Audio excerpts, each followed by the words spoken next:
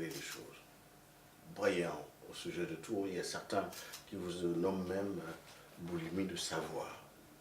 Universitaire connu, auteur, et après avoir dirigé l'agence de la francophonie, qui a une autre appellation aujourd'hui, j'ai envie de vous demander, que faites-vous aujourd'hui? Quelle est votre réelle activité au Québec? Écoutez, je continue à faire ce que j'ai toujours fait. J'ai toujours fait trois choses. J'ai toujours travaillé depuis les années 70 dans le domaine des droits de l'homme. Je dirige aujourd'hui un observatoire mondial sur les droits de l'homme à Montréal et à Genève. Pas parce que je crois que les pays comme le mien, ou le Canada, ou la France, où on est aujourd'hui, ont une mission de répandre les droits de l'homme, parce que je crois que toutes les sociétés humaines, les sociétés dites avancées, les sociétés moins avancées, toutes les sociétés humaines ont un problème de droit. C'est une bataille universelle. C'est une bataille universelle, ou c'est une recherche universelle aussi. Personne n'a envie de se faire torturer. Personne n'a envie que ses amis, que ses voisins, que ses parents, disparaissent. Personne n'a envie de se présenter devant des juges qui sont, pour parler un bon français, faunés, qui sont des juges achetés, etc., où qu'on soit dans le monde. Si vous avez un vrai problème de justice, vous voulez que la justice soit forte et indépendante. Si la police vous arrête, vous voulez qu'il y ait des règles, qu'on ne puisse pas vous torturer, qu'on ne puisse pas vous tuer, etc.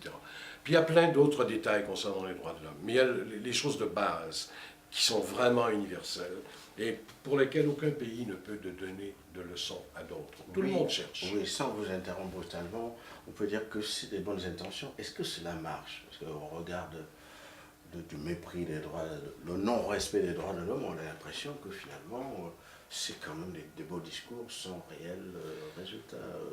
Après tant d'années.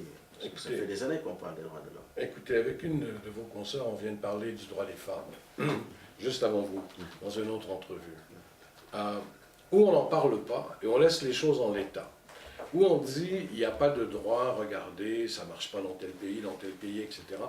Imaginons un monde qui n'aurait pas posé depuis la Deuxième Guerre mondiale la question des droits, qui aurait dit c'est une question qui ne doit pas être débattue publiquement, ça n'appartient pas à l'ère publique, ce que les gouvernements auraient fait. Qu'est-ce que c'est que les droits de l'homme? C'est limiter le pouvoir de ceux qui gouvernent.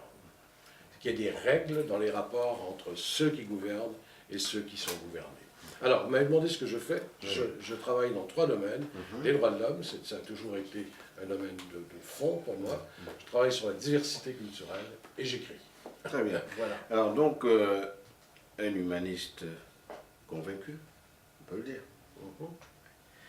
Bon, si vous voulez bien, on va parler donc de votre nouveau ouvrage qui vient de sortir, Ma rencontre avec un continent. J'ai là, Ma rencontre avec un continent, le continent africain. Alors, si vous voulez, on veut aller par étapes, la rencontre culturelle. Très très brièvement, je sais que vous êtes dans, c'est pour la compréhension de ceux qui nous font l'amitié de nous regarder, de nous lire, qu'on apprenne un peu plus avec vous, parce que vous êtes une lumière. Alors vous rencontrez le continent africain par la culture d'abord ou par un autre lien? Écoutez, d'abord, il n'y avait rien qui me prédisposait à avoir une relation aussi profonde, aussi intime avec les sociétés africaines, avec les Africains en général. Moi, je suis du fin fond du nord de l'Amérique, l'extrême est du continent américain, où l'Afrique est très lointaine. Et puis, bon, oui, on entendait parler de l'Afrique. Il y avait des missionnaires canadiens qui allaient en Afrique quand j'étais petit. Absolument. Mais bon, c'était très lointain. Et je me souviens, sans vous interrompre, je me souviens, nous avions, dans le cas du Cameroun, les missionnaires, les frères canadiens, nous les appelions de cette, comme ça facile. Alors, quand je suis nommé à Paris en 1986, délégué du Québec, je découvre très rapidement, dans le contexte notamment de la francophonie, qu'il n'est pas possible de faire le travail que je faisais comme représentant du Québec sans vraiment mieux connaître l'Afrique. Et je fais une grande tournée, j'ai été, je crois, dans 30 pays. À l'intérieur de 12 mois, j'étais presque en permanence en Afrique. Pour faire votre apprentissage. Et hein, quelque chose, je fréquentais les gouvernements parce que je représentais le gouvernement, mais je demandais à rencontrer les écrivains, les cinéastes, les historiens comme moi, les oiseaux de la culture en général.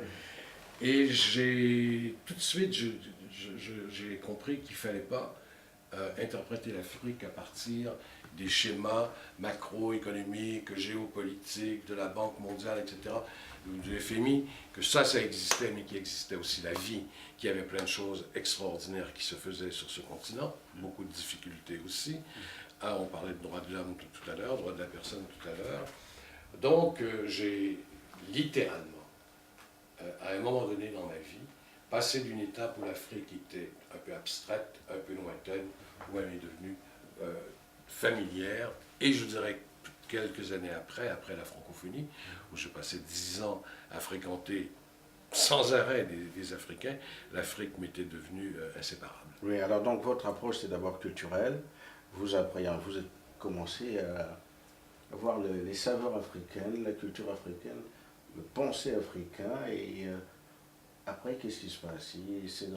On adhère ou on pense que, bien sûr on garde sa culture, mais en même temps il faut rencontrer l'autre culture. Et comment le lien se fait entre les deux? Parce que vous l'avez dit vous-même, né au Québec, dans une autre culture et un autre environnement. Et là, c'est quand même un autre environnement, une autre culture et une autre... Je veux dire, il y avait au fond des choses quelque chose qui lie l'histoire du Québec et l'histoire de l'Afrique. Nous, pendant très longtemps, jusqu'à 1960, c'est une date dans l'histoire de l'Afrique, 1960, et c'est une grande date chez nous aussi. On était dans un environnement historique dominé par un discours. Le discours, c'était « vous êtes une minorité, il y a des choses qui ne vous sont pas accessibles, vous ne pourrez pas, par exemple, gérer l'économie, ça, c'est pas votre affaire, c'est pas votre talent. » Et j'entendais les Africains raconter leur histoire, et je parlais avec les gens, et je voyais bien l'espèce de frein qui était mis sur les initiatives des Africains, par les anciennes puissances coloniales notamment, et quelquefois par les Africains eux-mêmes, et ça ressemblait à ce que j'avais connu. Et très souvent, dans les années 90, quand j'ai commencé à aller très régulièrement en Afrique, je disais à mes amis africains, ce que vous me dites n'est pas nouveau pour moi. Ils me regardaient, ah bon, pourquoi? Moi, j'ai vécu dans un monde comme ça, et on a décidé d'en changer en 1960. On a décidé de... Je vous donne un exemple rapidement. On était les premiers producteurs d'hydroélectricité en Amérique du Nord et on était en manque d'hydroélectricité. C'est un peu comme au Nigeria quand il n'y a pas d'essence. C'était produit par les Américains pour le marché américain et on a décidé de nationaliser les compagnies d'électricité. On a décidé de se prendre en main.